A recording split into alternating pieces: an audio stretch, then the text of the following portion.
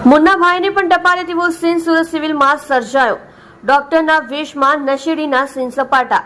સુરતની નવી સિવિલ હોસ્પિટલમાં દરરોજ હજારો દર્દીઓ સારવાર લેવા માટે આવતા હોય છે. દર્દીઓની સારવાર માટે અહીં મોટી સંખ્યામાં કાબિલ ડોક્ટરો પણ ઉપલબ્ધ છે.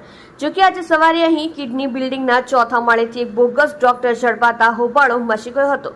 નવી સિવિલ હોસ્પિટલના સૂત્રો પાસેથી મળતી માહિતી મુજબ આજે સવારે એક શખ્સ કિડની બિલ્ડિંગના ચોથા માળે ગળામાં સ્ટેથોસ્કોપ નાખીને ફરી રહ્યો હતો.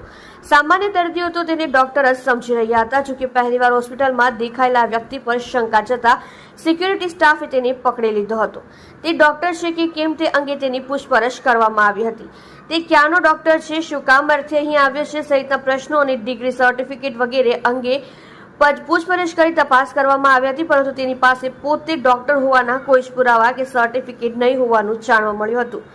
સિક્યુરિટી ઓફિસરના જણાવ્યા પ્રમાણે તે ડોક્ટર નહોતો, ફક્ત ગળામાં સ્ટેથોસ્કોપ નાખીને સીન સપાટા કરવા આવ્યો હતો તેવું લાગતું હતું. બોગસ તબીબને પકડીને ખટોદરા પોલીસને સોંપી દેવામાં આવ્યો હતો. વધુમાં આરએમઓ ડોક્ટર કેતન નાયકે જણાવ્યું હતું કે ડોક્ટરની જેમ ગળામાં સ્ટેથોસ્કોપ સાથે પકડાયેલા શખ્સને સુપ્રિન્ટેન્ડેન્ટ ઓફિસમાં લઈ જઈ પૂછપરછ અને તપાસ કરવામાં આવતા તે ડોક્ટર નહીં પણ બોગસ નીકળ્યો હતો. તેમજ નશામાં પણ હતો. પોતાનું નામ શિવાજી રાવ અને સગ્રામપુરા વિસ્તારનો રહેવાસી હોવાનું જણાવ્યું હતું.